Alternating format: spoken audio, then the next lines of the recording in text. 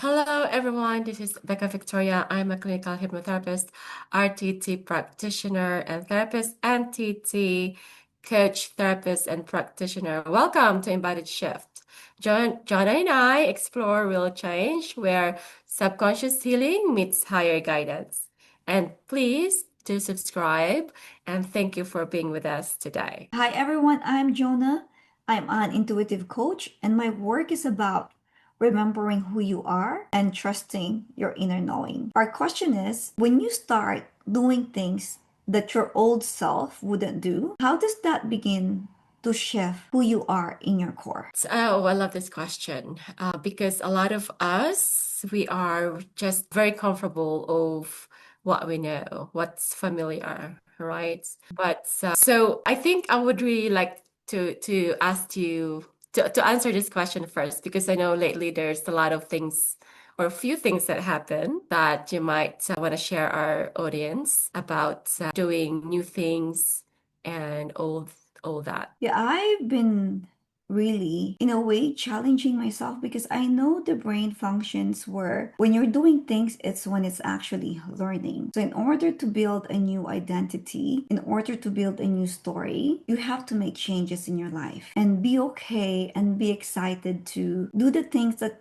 you haven't done before or do things that you think I wouldn't enjoy. So lately, especially this year, I've been in a journey and when you ask the universe, it gives you that experience. And so this year is my 50th birthday, and my niece actually and my nephew-in-law gifted us a Bruno Mars concert, and it's a first concert I've ever been to because for me, like, crowd is not really my thing. I do love Bruno.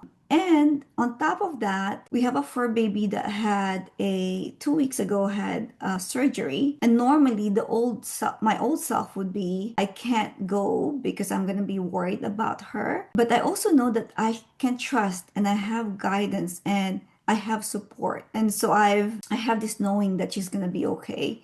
And I've asked my angels to actually take care of her while we were in the concert. And it was a wonderful experience. I really enjoyed doing something different. And I'm glad that I have. One of the other things that I've also done is I did my own website for my company, which is Wonder Mindset. And that's something new. And that something new is really, it made me so happy because I love coaching. I love being of service and doing something that I never thought I would be able to do given my background, utilizing new technology. It almost seems like there's no limit to what we can achieve as long as we have the passion for it. And I love creating that website. And it's actually wondermindset.com if you guys want to check it out. And then I've also done a birthday party for my 50th. My birthday is actually in Feb, but I was in Dubai. And this time I celebrated it with my family here in the US. And I've celebrated my birthday with my family in Dubai when I was in Dubai. And I celebrated it with my friends. It was such a magical, amazing night. It's something that I would never forget for the rest of my life. The people who were present, I've met friends that I haven't seen in like maybe 25 years, and I was like in tears and just talking to them like nothing has changed since college. And then people here that are my family now from Arizona, from my friends, and then my whole family came, not just them and all the dogs. I mean, there's so much like love and there's so much presence, and it's just completely unforgettable. So if it was the old me where I would say, I don't want the attention, I don't want to be celebrated because my birthdays are always quiet. And this birthday is like so magical because again, my sister showed up because I didn't have a dress. I had an old dress, and then my sister even gifted me with a really, really nice dress that I changed into. And then my whole family came together. Like my niece and nephew-in-law rented this photo booth, which was like a hit. They decorated the place for me. They made me, like, the whole family was there to just make things magical. On top of that, my friends too, that came and were there. And everything just fell into place. Like everything and it's really showing me that my life is so different now. Like everything was just so seamless. And on top of that, I have a niece-in-law that is into photography. And she was, of course, coming for my birthday. And I was like, maybe because I have this other business that I'm developing, is it's a studio. I even had her take photos because I need some photos for to market it and to promote the business and to do a website. I even work before my party. Can you imagine? But all of the things that I'm doing are really things that I love to do. So it's a different experience. So I would really encourage everybody to try to keep to an open mind and say yes to things that you haven't done before. Because if you have that energy of being open, and if you're looking for evidence that the universe loves you and God loves you, and you're just gonna be surprised, because those will come, and then and you can make memories for a lifetime. And that's what we're here for in this world, to actually experience. But if we keep saying no to new things, we won't be able to discover new things. And we cannot shift our identity to something new, to a better version of ourselves, if we're not doing new things in our life, if we're not making bold decisions. Wow, I love that story. Talking about rewriting our story, right? By rewriting a story, we have to do something new. We have to explore something new, right? It could be going to different places. A lot of people would be just stuck in one place, never travel, or not. They grow up in that place and they're gonna have family in that place, same place, and perhaps, die in that place without, kidding aside, without going anywhere else because it's so familiar with them, right? But every time I meet people who has not done any traveling, even just here in the United States, there's so much places to go, right? To explore, to see beautiful places. And they're like, no, I have not been to like neighboring states or even within the states. So I always encourage them to go out there and to experience different places because I excuse me, I've lived in 6 different countries. I Oh, traveled. wow, I didn't know that about you. That's amazing. Yes. What So countries, if you don't mind? yeah, of course. So I live in Hong Kong, Taiwan, the Philippines, of course, Australia, Japan, and here in the United Wow. States. Oh my gosh, that's amazing. Thank you. Yeah, it was amazing experience. So being able to see different cultures, Mhm. try different food, and just be in different place.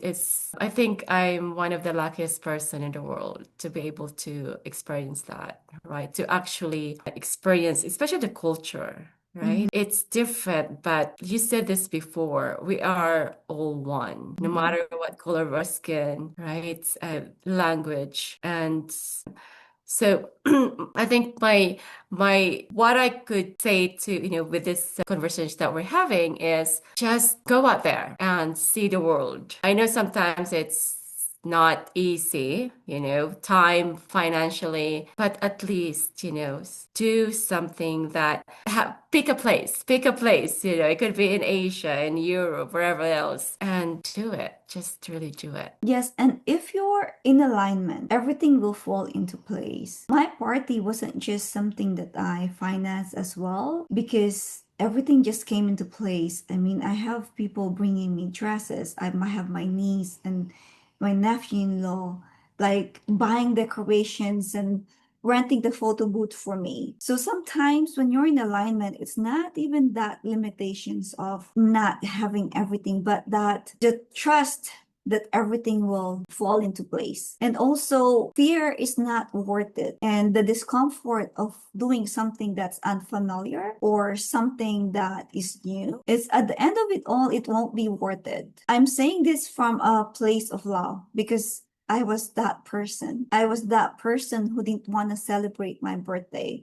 I mean, not in that kind of party. I've celebrated, but I'll have lunch with my friends, with my family, dinner, but small celebrations, nothing big. But it's always been, I thought that's always been me, the thing that I would enjoy. But I didn't know I would enjoy a lot of people around me at once, all of us loving each other and having a wonderful time, if I didn't put myself in that place. So I can honestly say that, my discomfort about doing something new, or my discomfort or fear about being the center of attention because I was the celebrant, now that I've had this experience, that it wasn't really worth it, because I wouldn't have a moment in my life that I would really remember forever, from having so much love from the people who were present there, and they've drove a long way, they've made sure that they were there for me, and I've seen the people that actually have showed up for me. Without that party, I wouldn't have known how loved I am by these people that showed up for me. And their presence, thank you all for, I don't know who's going to be watching you, but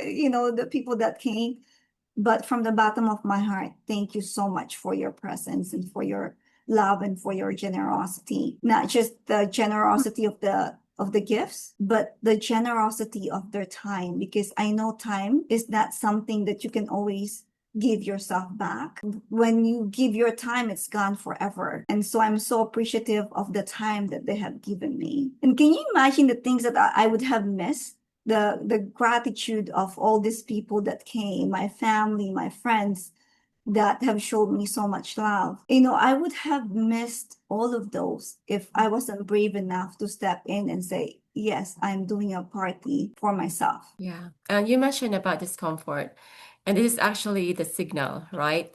Mm. That feeling of this isn't like me is the old self resisting, right? But the fact that you did it anyway, right? Mm.